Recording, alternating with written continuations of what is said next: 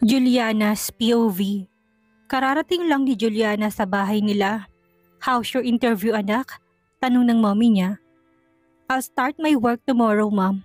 Hindi niya na kinuwento na si Kevin na ex niya ang magiging boss niya. Baka hindi niya siya pabalikin sa office bukas. "That's good to hear. Ibig sabihin ba niyan hindi ka na babalik sa Paris?" "Well, see, mom," sagot niya. Matamlay na nakahiga si Juliana sa kama niya. After all those years, ganun pa rin ang epekto ni Kevin sa kanya. Naluluha siya. Hindi niya akalain na makikita sila. Hindi pa siya ready. Walang kwenta ang 2 years na ginugol niya sa Paris para magpahilom ng sugat. Ang sakit-sakit pa din. Tinignan niya ang pulso niya, nandun pa rin ang peklat. Hinimas niya yun. Naalala niya na naman ang sakit na nakaraan.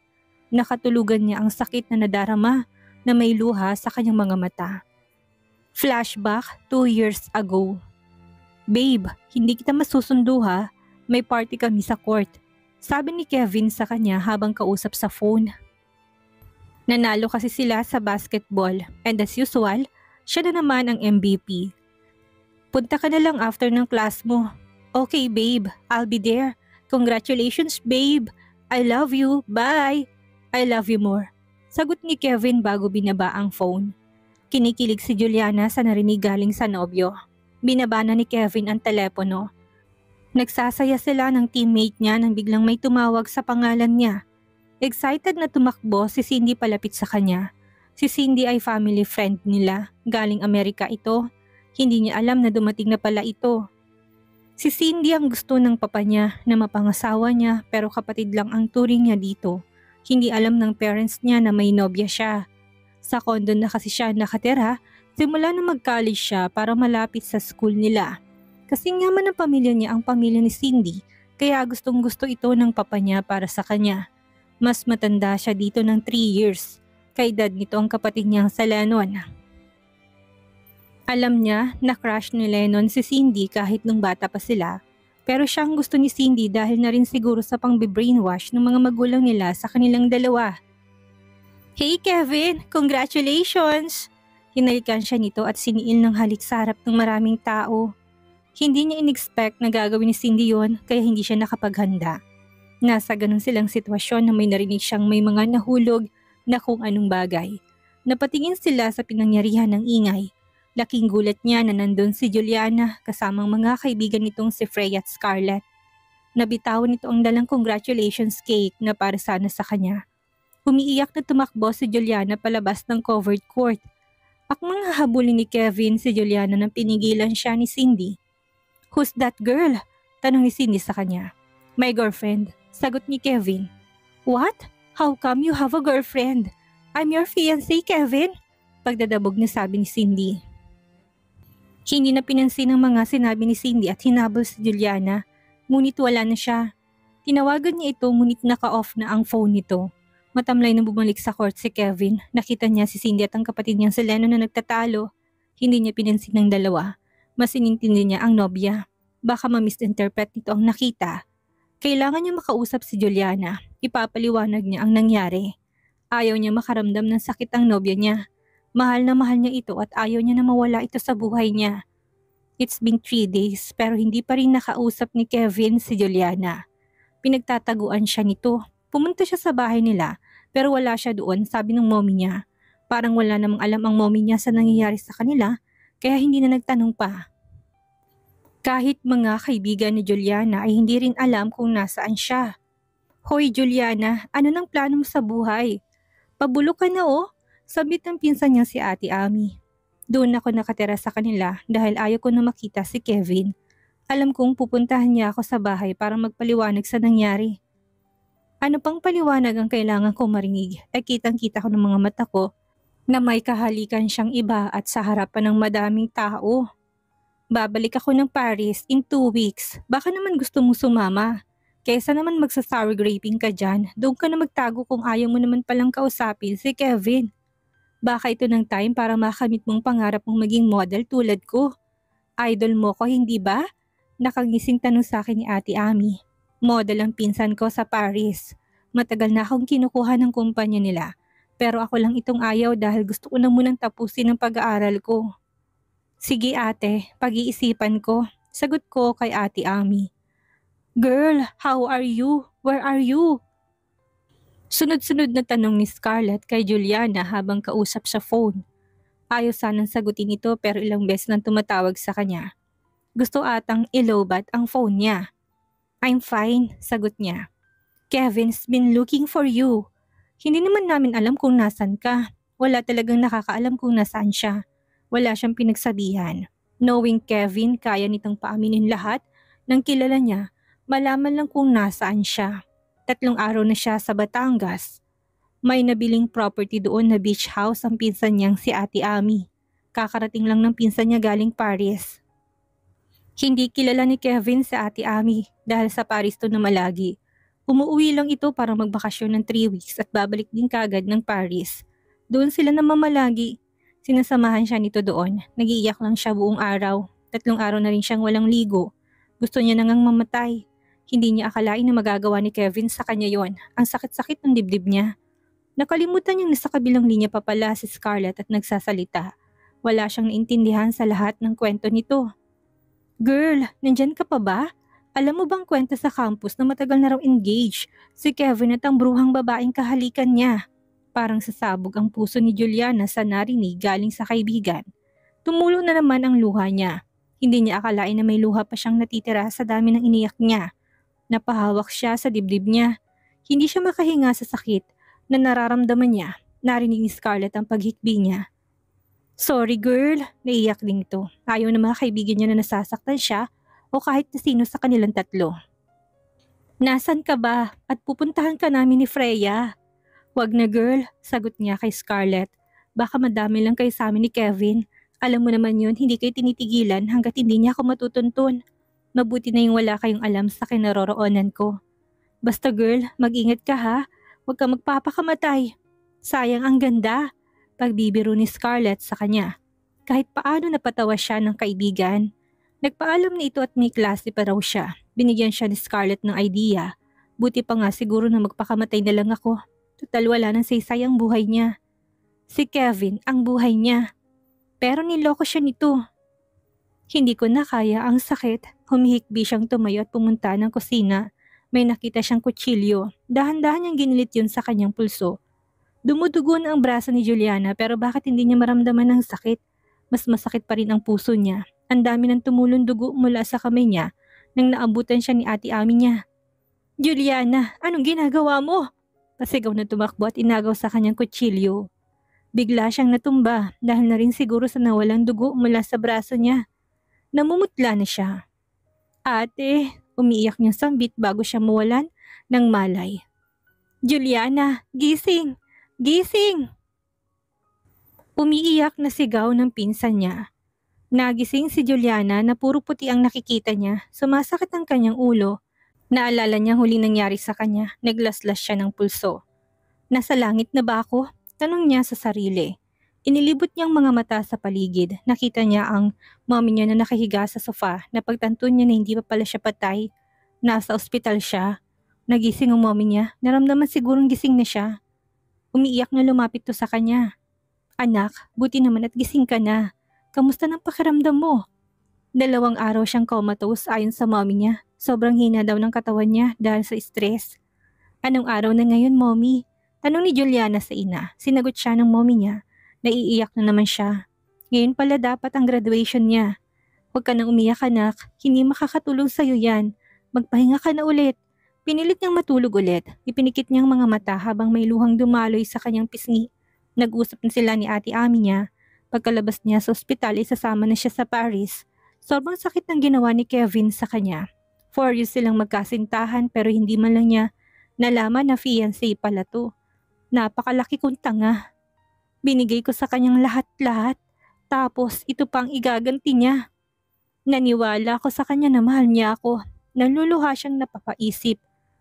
Simula ngayon, hindi na ako iiyak dahil sa'yo, Kevin Falcon. Itaga mo yan sa bato. Nalungkot siya sa desisyon niya pero kailangan niyang gawin iyon para sa sarili niya. Tinitigan lang siya ng mommy niya. Awang-awa ito sa kanya.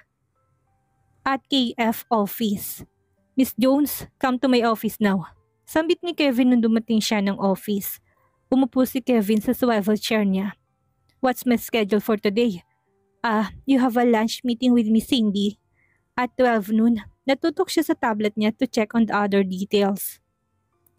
Nang tumingin siya kay Kevin ay hindi niya inaasahan na nakatingin din pala ito sa kanya. Nagtama ang kanilang mga mata, walang gustong bumasag ng katahimikan. Excuse me sir, Miss Indigo is here. Napabalikwisyo silang dalawa at nagulat sa pagkatok ng staff. Bumukas ang pinto at biglang may pumasok na isang matangkad at magandang babae. Hi babe, ready for lunch? Babe, yan ang tawagan nila ng babaeng ito? Himutok ni Juliana sa sarili niya. Wala ba silang originality? Napasulyap na muna si Kevin sa kanya bago sumagot sa babaeng dumating.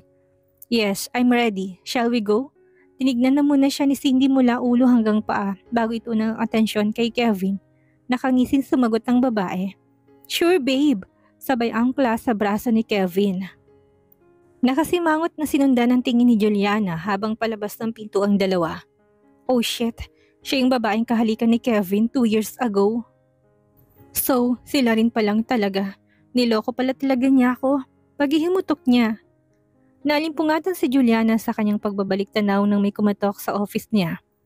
Ate Juliana, is that you? Tanong ng gwapong lalaking dumating. Si Lennon yon, kapatid ni Kevin. Napangiting tumayo si Juliana at nagbeso kay Lennon. Yes Lennon, it's me. What brings you here? Kayo na ba ulit ni Kuya? Nakangising tanong nito. Hindi I work here. It's my first day. Napailing si Lennon sa sinabi niya. Why here? I heard you're already a successful model in Paris. Gusto ko na muna mag-practice yung napag-aralan ko. Kapag hindi mag-successful din babalik ako sa Paris.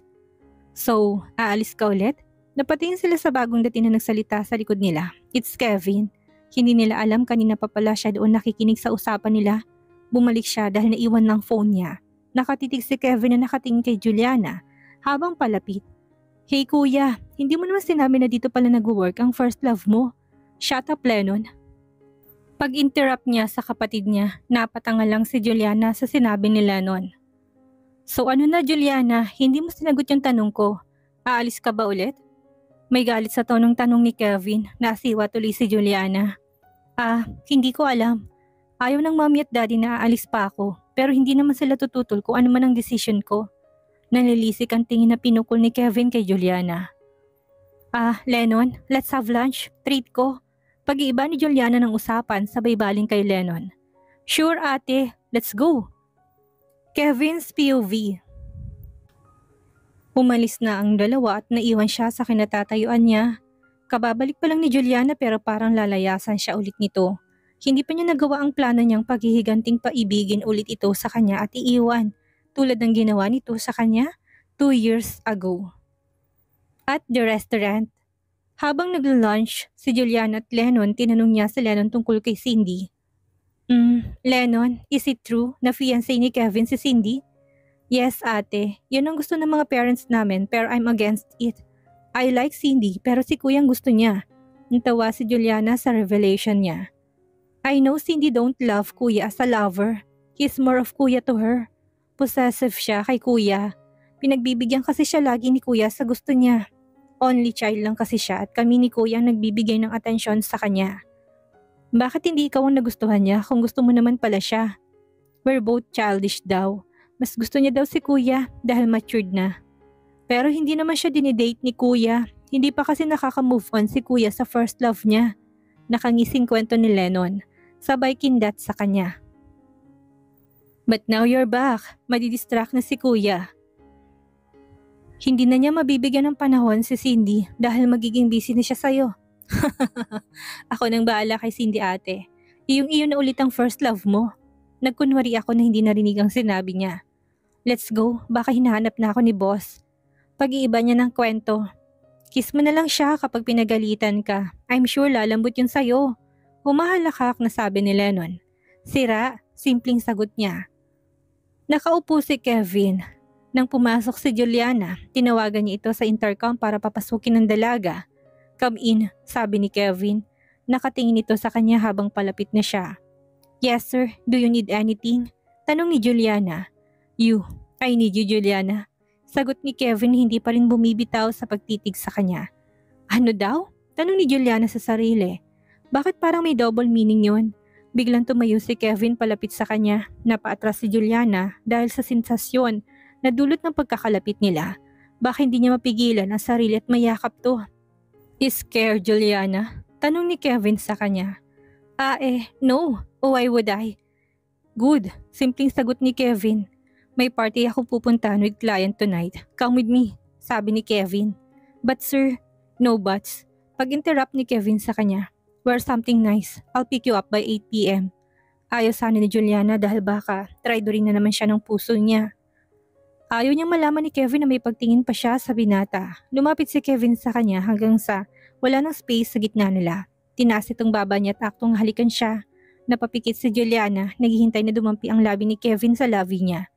You may go, Juliana. Napamulot si Juliana sa narinig. Nag-assume lang ba siya na halikan siya ni Kevin? Diyos mio, Marimar, nakakahiya. Okay sir. Sagot niya sa kadali-daling lumabas. Dumiretso si Juliana sa CR para makasagap ng hangin. Feeling niya na agawan siya ng oxygen. Hindi niya kinaya ang paglapit ni Kevin sa kanya.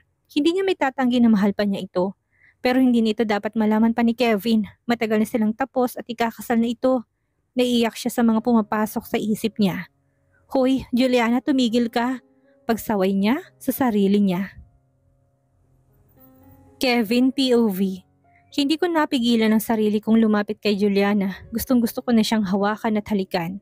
Siilin ng halik hanggang sa mawalan siya ng lakas sa bisig ko. God, I missed her so much. Lalo siyang gumanda. Kung dati at sexy na to, ngayon ay perfect ng katawan nito. Naging mature ng pagkilos niya, ang mga tawa niyang sarap sa tenga. Ang paglakad niya na parang ang lambot-lambot ng mga buto niya. Napapikit siya sa naiisip. Walang kaalam-alam si Juliana na pinagmamasdan niya na ito mula sa malayo simula na mag-umpisa na magtrabaho to dito sa office niya. Parang nagiging stalker na siya. He can't take his eyes off her. Juliana, may Juliana. Sikat na model na ito sa Paris. Proud na proud siya sa achievement ng ex-girlfriend. Pareha sila ng course pero hindi ito nakakuha ng board kasi nga pumunta na ito ng Paris para takbuhan siya. Napangiwi siya nang maalala niya ang nakaraan. Flashback 2 years ago. Hinanap niya si Juliana kung saan-saan. Lahat ng mga klase at kakilala nito, tinakot niya pero wala talaga silang alam kung nasaan si Juliana noon. Hindi bale, in less than a week ay graduation na nila. Makikita ko na siya, kailangan ko explain tungkol sa amin ni Cindy. I can't lose Juliana. I love her so much. Dumating ang graduation pero hindi umattend si Juliana. Nalaman niya na lang na pumunta na ng Paris. Sobrang sakit na naramdaman niya. Bakit siya iniwan ito na hindi man lang narinig ang panig niya? Ganun-ganun na lang ba ako susuko to? Pinaubayan na lang ba siya nito kay Cindy? Napakahina mo, Juliana. Iniwan mo ko. Mapait na ngiti ang sumilay sa kanyang mga labi habang inaalalang nakaraan. Kinagabihan, 8 p.m. sharp na sinundo ni Kevin si Juliana. Sa bahay nila para sa party na attenda nila, napahanga siya sa ganda ng dalagang palapit sa kanya para itong diyosa sa white cocktail dress na suot nito. Planging neckline ito, revealing her perfect boobs. Hanggang tuhod din ang haba nito na nakahapit sa hubog ng katawan ni Juliana at may mahabang slit ito sa kanang bahagi ng kanyang legs na parang nag-aaya papuntang langit. Oh, I miss kissing her there. I miss the feeling to be inside of her tightness.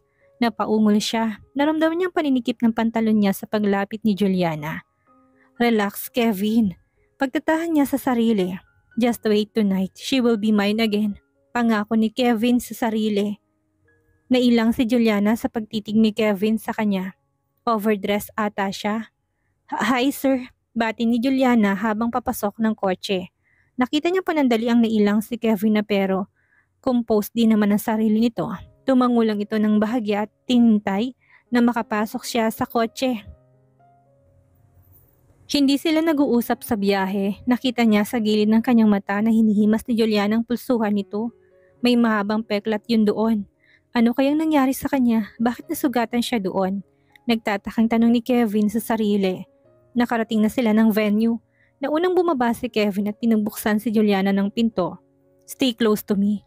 I don't want other guys to get near you. That dress is a sin. Bulong ni Kevin sa kanya. Naiilang siya sa pagbulong ni Kevin sa kanya. Nakakakiliti ang hininga nito sa tenga niya.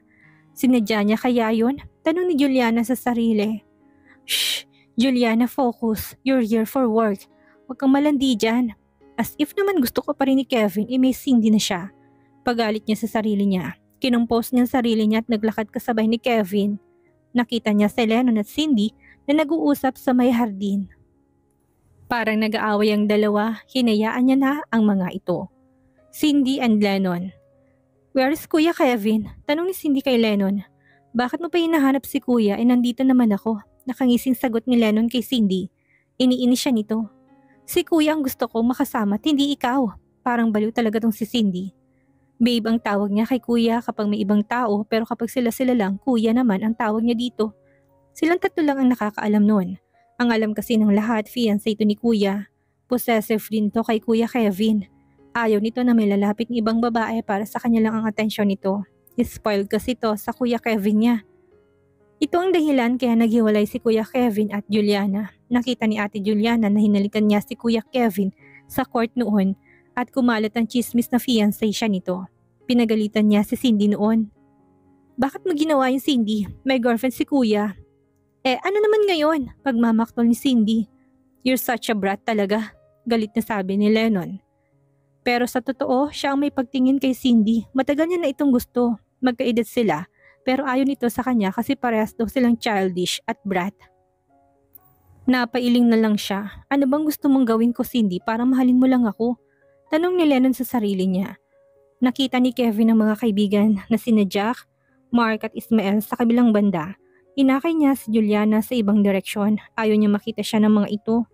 I'm sure pagpipiestahan lang ng mga to si Juliana. Ayaw kong mangyari yon pero huli ng lahat. Nakita na kami ni Jack at biglang lumapit sa amin. Oh, hi there gorgeous. Sabay halik kay Juliana. Nakasunod si Mark at Ismael sa likod ni Jack. Matamis ang iting pinukol ni Juliana kay Jack. Excited na niyakap ito at beneso. Hi Pogs. Pagkatapos ay umangkla siya sa braso ni Jack at nilagay ang ulo sa balikat nito. Inakbayan naman siya ni Jack. Ganyan sila ka-sweet ni Jack. Nagingit-ngit ang bagang ni Kevin sa ginawa ni Juliana. Sobrang selos ang nadarama niya. So this is the gorgeous model from Paris you're talking about? Tanong ni Ismael at Mark kay Jack. Hi, I'm Ismael. Sabay abot sa kanya na hinalikan ito. Hi, I'm Mark. Bineso naman siya ni Mark. I'm Juliana. Nakangiti niyang pakilala. Stop it guys. She's mine. Awat ni Kevin sa paglalandi ng mga kaibigan. Mine? What mine? Sabi ni Jack. I mean she's with me. So back off bastards. Sabi niya sa mga kaibigan niya. Patawa-tawa lang ang mga kaibigan niya pero hindi nila siya pinansin. Gusto niya nang pagsusuntukin ang mga to. Nakita niyang papalapit din si Cindy at Lennon sa grupo nila.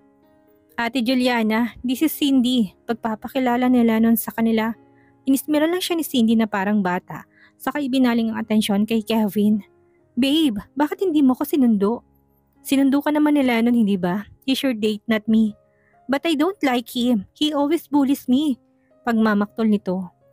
Hoy Cindy, bakit pa ayaw mo sa akin? Sa gwapo kong ito? Juicy ka pa ha? Halikan kita dyan eh. Yak! Sabi naman ni Cindy. Hindi alam ni Juliana kung matatawa siya sa dalawang ito. Parang aso't pusa.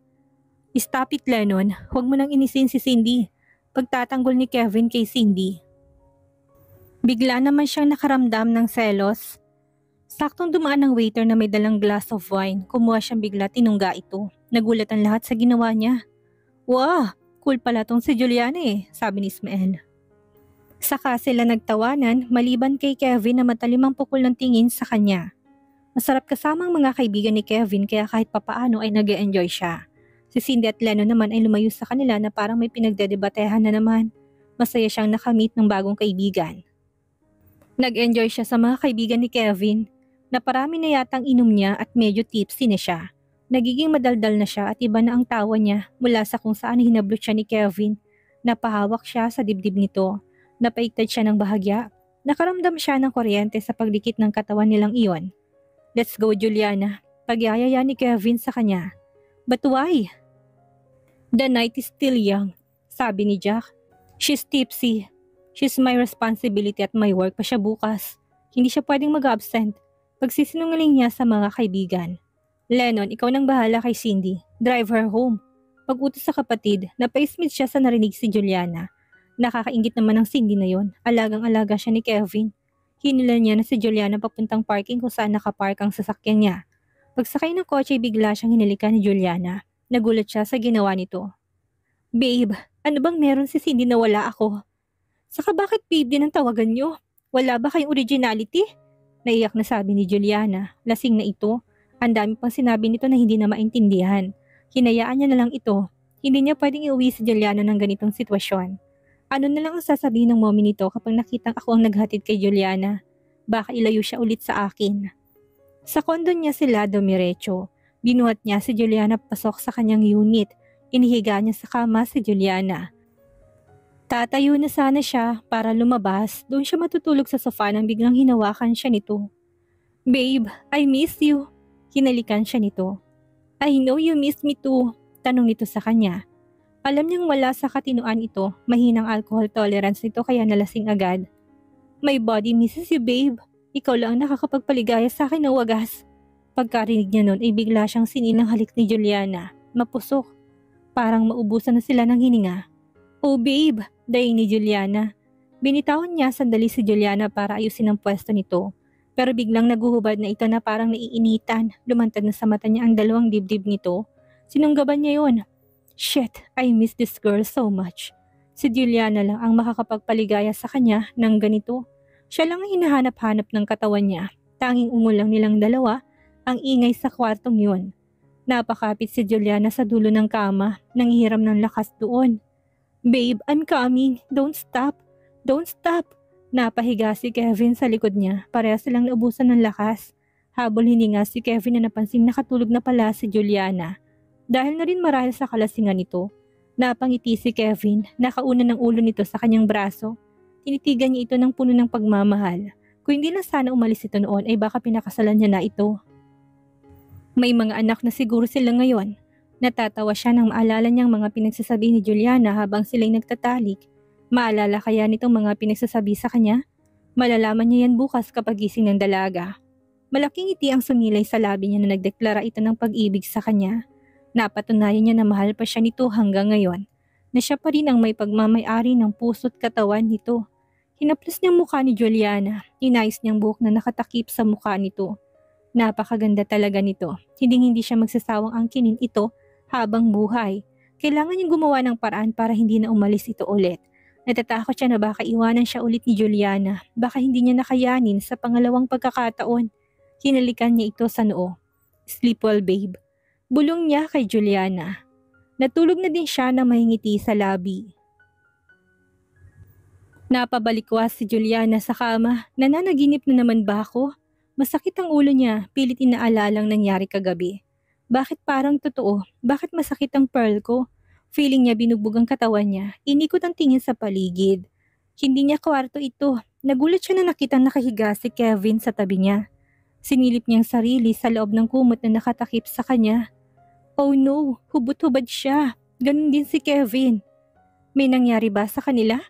Nagising si Kevin sa pagbalikwas niya. Oh, good morning babe. Nakangiting bati sa kanya sabay hapit sa bewang niya. Nagpanting ang tenga niya. Sinampal niya si Kevin. Anong babe? Hindi ako si Cindy. Nagulat si Kevin sa pagsampal ni Juliana sa kanya. Napahawak siya sa mukha niya, naguluhang bahagya sa sinabi ni Juliana. Akala ba nito ay napagkamalan nitong si Cindy dahil tinawag niya itong babe? Siya nga itong babe ng babe sa kanya kagabi. Napangisi si Kevin sa naisip niya. Hindi niya na itatama si Juliana sa maling akala nito. Ito ng time para isagawa ang plano niyang pagpasakit dito. Hahayaan ko siyang paniwalaan niya na may relasyon kami ni Cindy. Papatayin ko siya sa selos. Alam kong mahal niya pa ako dahil sa mga revelations nito kagabi. Natawa siyang bigla. Alak lang palang katapat nito. Tumayo si Juliana sa kama pero hinila siya pabalik ni Kevin sa kama. Did you enjoy what we did last night, Juliana? Biglang nag-blush si Juliana sa tanong ni Kevin. Hindi naman maipagkakaila na mahal niya pa ito. Hindi niya sinagot ang tanong ni Kevin. Tahimik lang siya. Huwag mo nang sagutin. Alam ko naman na ako pa rin ang makakapagpasaya at hinahanap-hanap ng katawan mo, Juliana.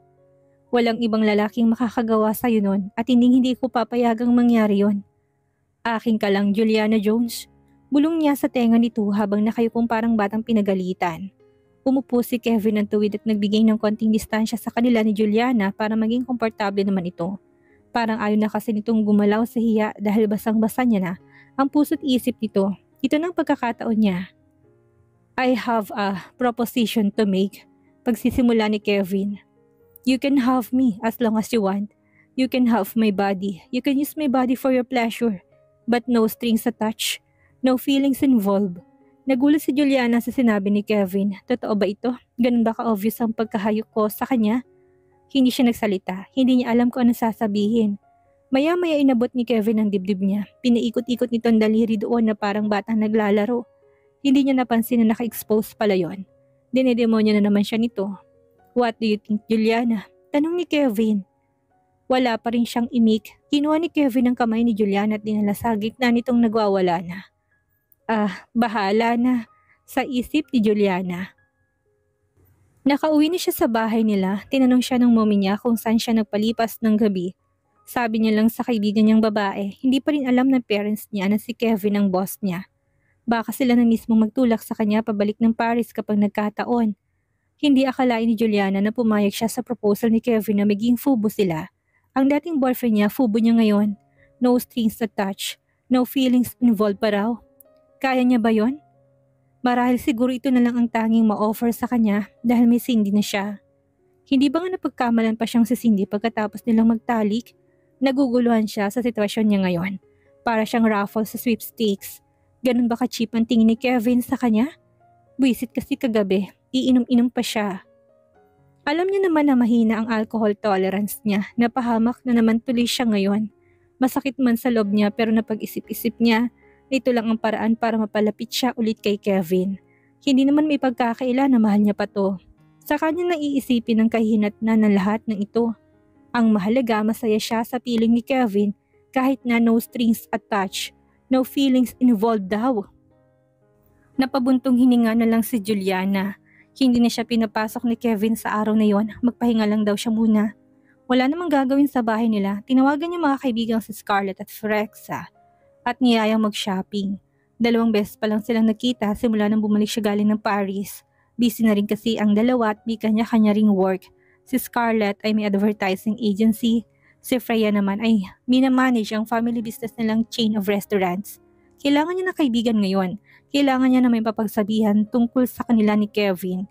Nakita sila sa isang sikat na coffee shop. Nauna na siyang dumating doon since free naman time niya. Nung araw na yun, magkasabay na dumating ang dalawa niyang kaibigan. Hindi naman sa pagmamalaki pero ang gaganda rin talaga ng mga kaibigan niya. Papasa din ang mga ito na maging model tulad niya.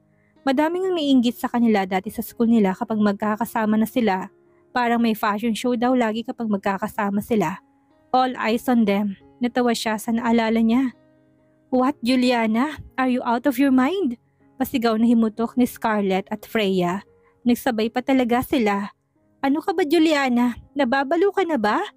Pinapahamak mo lang ang sarili mo. Muntik ka na ngang mamatay ng dahil sa kanya, hindi ba?